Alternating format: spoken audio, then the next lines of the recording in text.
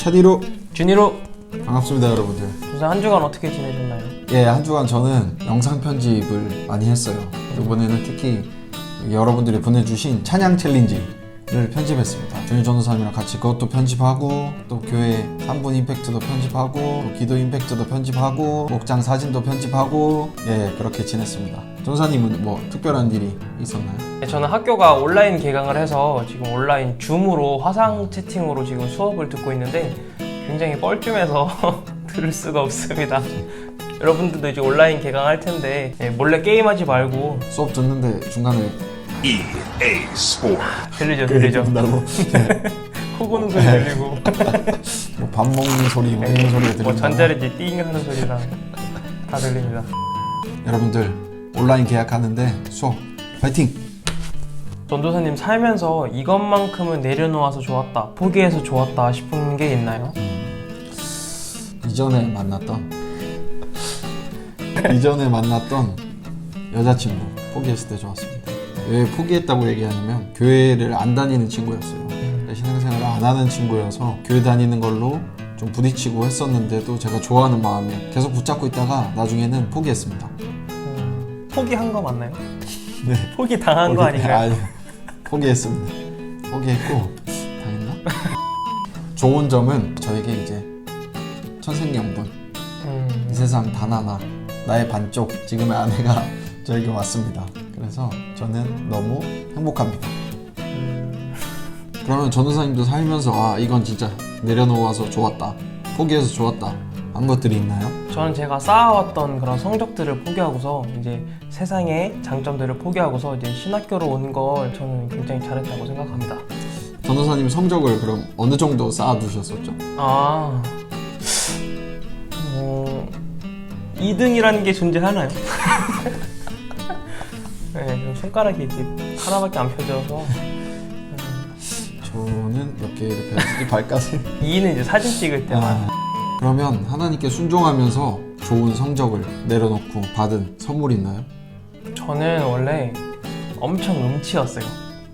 네, 음치에 박치에 이런 사람이 없었습니다. 어떻게 불렀었죠? 그냥 노래만 부르면은 막 아이들이 교회 다니냐고, 그냥 권사님 같다고 그냥 이런 얘기 많이 들었었는데, 이제 성적 포기하고 이제 점점 하나님의 길로 가면서 이제 제가 노래하는데 제 목소리가 아닌 거예요. 다른 사람이 노래 부르는 것 같은 목소리가 맨 처음에 나와서 깜짝 놀랐었던 적이 있었는데, 저는 그것을 이제 하나님의 선물로 여기고 있습니다. 요즘 찬양에 많은 사람들이 은혜를 받고 있다고 합니다. 감사합니다. 그럼 전도사님은 이제 살아가면서 내려놓고 싶은 게 또 있나요? 저는 제 자신의 영광, 뭐 무슨 일을 하든 아니면 교회에서 이제 전도사로 사역을 할 때 내가 잘했다는 마음, 아니면 내가 열심히 해서 이렇게 됐다는 그런 마음들, 뭔가 칭찬받고 싶고 나를 드러내고 싶은 마음, 그런 것들이 없다면 거짓말이겠죠. 네, 조금씩 생기는데 그런 것들을 제가 앞으로 목회하면서 내려놓을 수 있으면 좋을 것 같아요. 어떤 것들 있죠?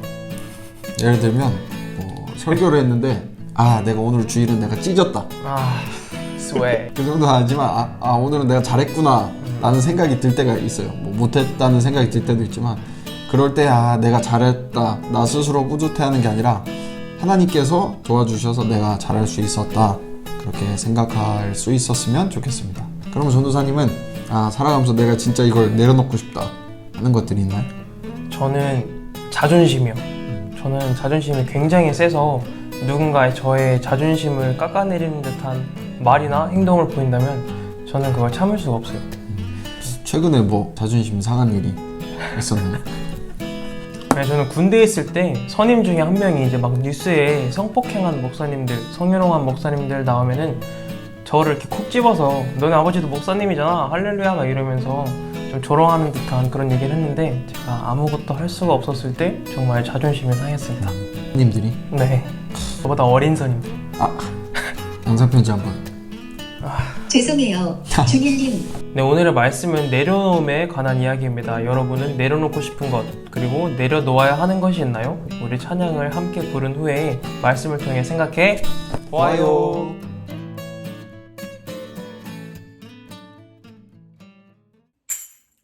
주는 나의 힘이요, 주는 나의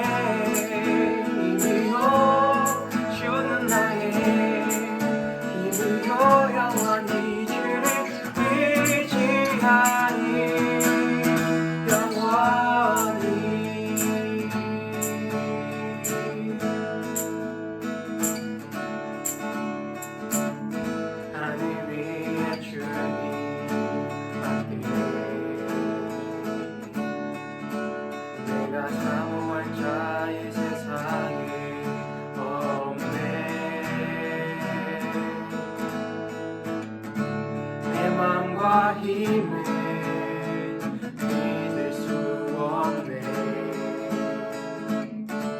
오직 한 가지 그 진리 믿네.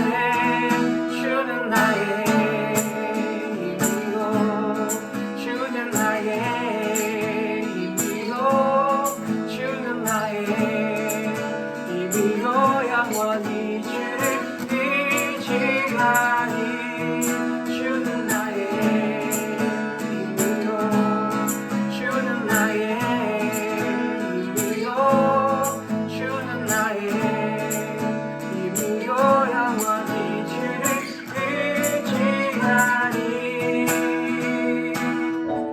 내 맘과 힘은 믿을 수 없네. 오직 한 가지 그 진리를 믿네.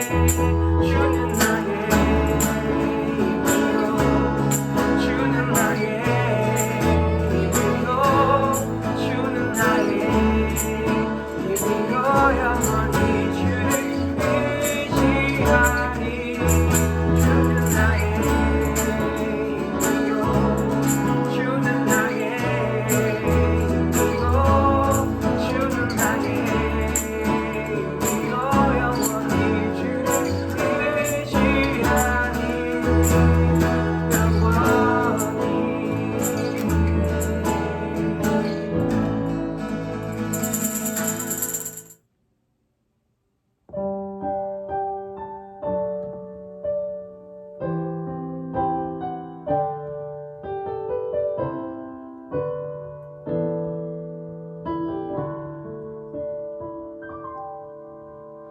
나는 하나님을 예배하는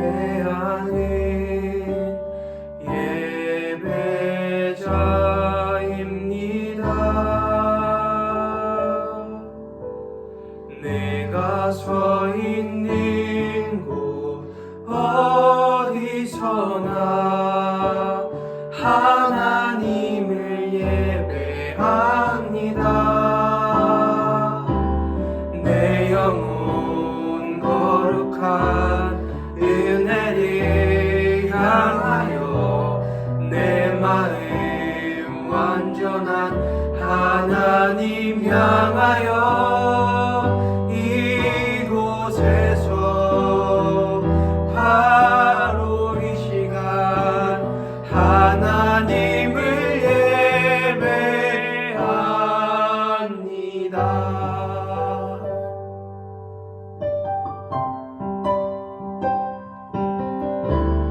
나는 하나님을 예배하는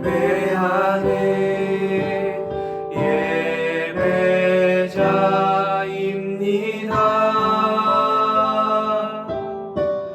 내가 서 있는 곳 어디서나 하나님을 예배합니다. 내 영혼 거룩한 은혜를 향하여 내 마음 완전한 하나님 향하여 이곳에서 바로 이 시간 하나님을 예배합니다. 내 영혼 거룩한 은혜를 향하여 내 마음 완전한 하나님 향하여 이곳에서 바로 이 시간 하나님을 예배합니다.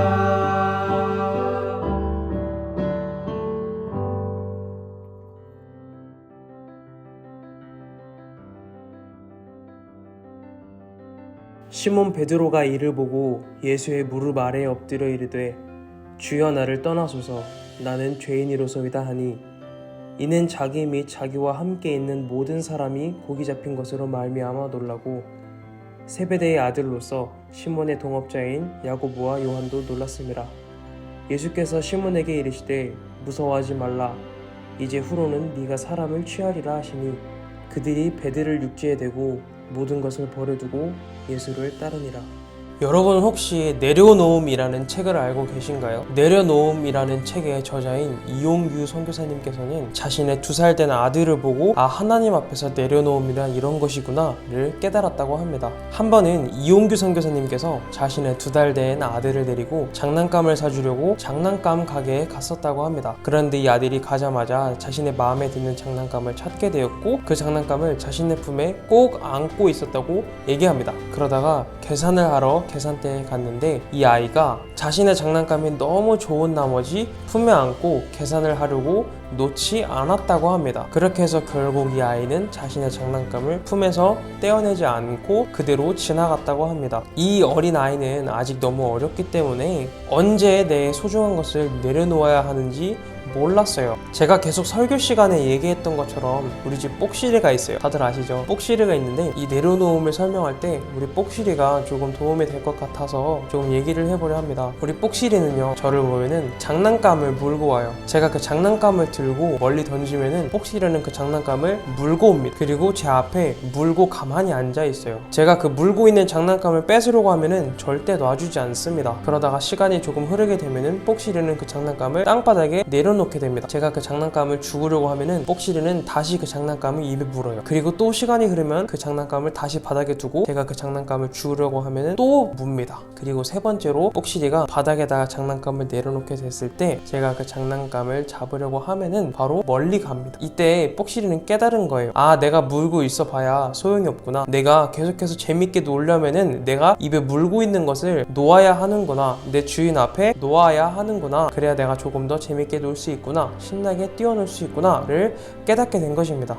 우리가 정말 귀한 것을 손에 넣기 위해서는 잠시 우리의 손을 비워야 합니다. 하나님 앞에서 내려놓는다는 것은 자포자기 한다거나 에이 될 대로 되라 그런 식의 방식이 아닙니다. 오히려 내려놓음을 통해 하나님의 일하심을 경험할 수 있습니다. 오늘의 본문 내용은 여러분이 정말 잘 아는 것처럼 베드로와 예수님이 처음으로 만나게 되는 장면입니다. 예수님께서는 여러 지역을 다니면서 병든 자들을 고쳐주고 게네사렛이라는 호숫가에 몰려든 무리들을 만나게 됩니다. 그리고 그곳에는 베드로가 있었습니다. 그들의 손에는 물고기가 없었고 예수님은 그들에게 다가가서 베드로에게 이렇게 얘기합니다. 호수의 깊은 곳에 나아가서 그물을 내려보아라. 여러분, 베드로는요, 어부였어요. 물결이 흐르는 것만 봐도 이곳에 물고기가 있는지 없는지, 적은지 많은지를 알고 있었고요. 어느 곳에 가서 그물을 내려야 물고기가 많은지 알고 있었고, 또한 어느 정도 시간대에 가서 그물을 내려야 물고기가 많이 잡히는지를 알고 있었습니다. 하지만 그에 비해 예수님은 정말 아는 것이 하나도 없었습니다. 물결의 흐름이 어떤지, 물고기가 많은지 적은지, 그물은 어떻게 내리는지, 배에 대해서도 역시 아는 게 하나도 없었습니다. 하지만 베드로는 아무것도 모르는 것처럼 보이는 예수님의 그 명령에 순종합니다. 그는 깊은 곳에 가서 그물을 내렸고 그물이 찢어질 것처럼 많은 물고기들이 딸려 올라왔습니다. 예수님께서는 지금 이 순간도 저와 여러분에게 같은 내용으로 요구를 합니다. 너의 것을 내려놓아라. 그리고 나를 따르라. 내가 채워주겠다. 이 시간에 베드로와 그의 동료들은 그물을 씻고 있었어요. 그물을 씻고 있었다는 것은 무슨 뜻이냐면은 철수를 했다는 뜻이었습니다. 더 이상 잡히지 않는 시간대였고 더 이상 물고기가 많이 나오는 그런 타이밍이 아니었기 때문입니다. 이들은 자신이 생각하는 그 때가 이미 지났기 때문에 철수를 한 것입니다. 하지만 이 때는 전문가들의 때였지 예수님의 때가 아니었습니다. 예수님의 때는 바로 지금부터가 시작이었습니다. 아무도 안 된다고 하는 그때, 전문가들마저도 포기하는 바로 그때, 가능성이 0%인 그때가 바로 예수님의 때입니다. 그리고 그때에 순종한 베드로와 사람들은 정말 많은 양의 물고기를 얻을 수가 있었습니다. 베드로는 바다의 전문가였습니다. 하지만 자기도 어떻게 할 수 없는 이 상황을 불가능을 가능케 한 예수님을 만났을 때 가장 먼저 떠올렸던 것은 자신의 죄입니다. 그렇기 때문에 주여 나를 떠나소서 나는 죄인입니다 라는 고백을 하게 됩니다. 마찬가지로 제가 설교 때 많이 말했던 것처럼 저는 한때 차라리 하나님이 없었으면 좋겠다 라고 생각한 적이 있었습니다. 말로는 하나님을 믿는다, 하나님을 찬양하면서 기도를 하면서 성경을 읽으면서 실제로 저의 상황은 정말 죄를 많이 지었습니다. 왜 말로는 하나님을 믿는다고 하면서 실제로는 죄를 많이 지었을까요? 바로 하나님이 눈에 보이지 않았기 때문입니다. 그런데 갑자기 하나님이 나타나서 나의 죄를 심판한다? 그건 정말 말도 안 되는 일이었어요. 정말 너무 힘들었을 것 같고 너무 수치스러울 것 같았습니다. 여러분은 어떤가요? 지금 당장 하나님이 오셔도 여러분은 당당하신가요? 저는 학교를 다닐 때 포기했던 것이 많았어요. 저는 잘 나오던 성적도 포기했고요. 정말 세상에서 내로라 하는 장점들도 포기했습니다. 하지만 제가 포기한 것은 세상의 장점이었습니다.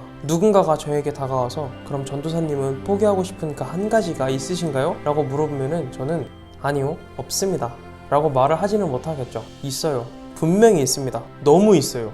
저도 여러분들에게 말하지 못하는, 포기하지 못하는 그 한 가지가 있습니다. 저도 포기하지 못하는 그 한 가지가 있기 때문에 지금 이 시간 여러분들에게 그 한 가지를 당장 포기하세요 라고 설교를 하지는 못해요. 그렇다면 제가 지금 얘기하고 싶은 것은 포기함이 아니라 우리가 맨 처음에 제가 말했던 그 단어처럼 내려놓음입니다. 또는 비워감이라고도 할 수 있겠죠. 비워감입니다. 우리가 게임을 하게 되면은 보스몹을 잡기 위해서는 그 앞에 잡몹들을 죽여야 나중에 보스몹을 죽일 수 있습니다. 축구를 할 때도 앞에 있는 공격수를 제치고 미드필더를 제치고 그리고 수비수도 제치고 마지막으로 골키퍼까지 제쳐야 우리는 골을 넣을 수 있습니다. 바위에를 거쳐야 체르니를 칠 수 있고 파인애플 껍질을 벗겨야 그 안에 파인애플을 먹을 수 있는 것처럼 어떠한 목표를 잡았을 때 그 앞에 순차적으로 해야 할 것이 분명히 있습니다. 여러분의 공부가 그렇겠죠. 방정식을 풀기 위해서 덧셈 뺄셈을 배우는 것처럼 마찬가지로 제가 지금 여러분에게 당장 그 놓지 못하는 것을 놓아버리세요, 포기하세요 라고 이렇게 말한다면은 여러분은 제 말을 아마가 아니라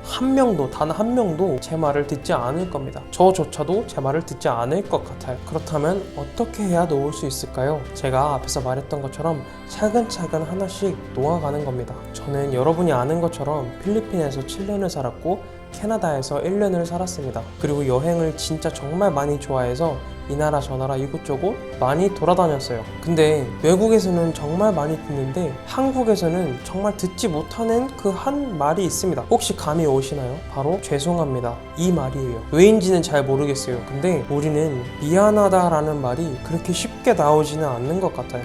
그것의 영향인지는 잘 모르겠지만 우리는 회개 기도가 굉장히 적습니다. 물론 저도 마찬가지입니다. 아시는 분은 아시겠지만 저는 기도를 시작할 때 항상 하나님 감사합니다 라고 시작을 해요. 하지만 제가 기도를 할 때 하나님 죄송합니다 라고 말을 했던 적은 정말 적습니다. 그래서 저는 저와 여러분에게 작은 숙제를 내보려고 합니다. 그게 뭐냐면 바로 미안하다는 말 해보기. 미안한 일이 있으면 바로 미안하다, 잘못한 일이 있으면 죄송합니다. 그리고 내가 크게든 적게든 죄를 지었다면 바로 하나님께 하나님 죄송합니다, 나의 죄를 용서하여 주시옵소서 라고 회개 기도하기.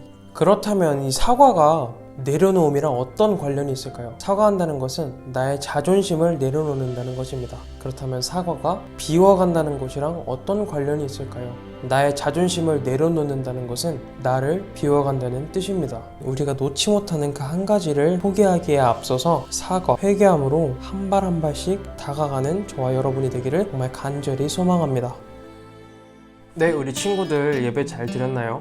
이제 앞으로 온라인 개학이 시작될 텐데 막 귀찮다고 게으름 피우지 말고 성실하게 잘 듣는 여러분 됐으면 좋겠습니다. 근데 어제부터 드라이빙 스루 기도를 시작했는데 이제 앞으로 계속 되니까 여러분들의 많은 참석 기다리겠습니다. 그리고 앞에서 보셨던 것처럼 찬양할 때 우리 매주 금요일 오후 2시에 같이 찬양하는 시간 있으니까 시간 되는 친구들은 찬양단이 아니더라도 좋으니까 매주 금요일 오후 2시에 함께 모여서 찬양하는 시간 가졌으면 좋겠고, 그리고 이번 주에 재밌는 영상 하나가 더 올라갈 계획이니까 기대하는 마음으로 기다려주시고 재밌게 봐주셨으면 좋겠습니다. 그럼 진이루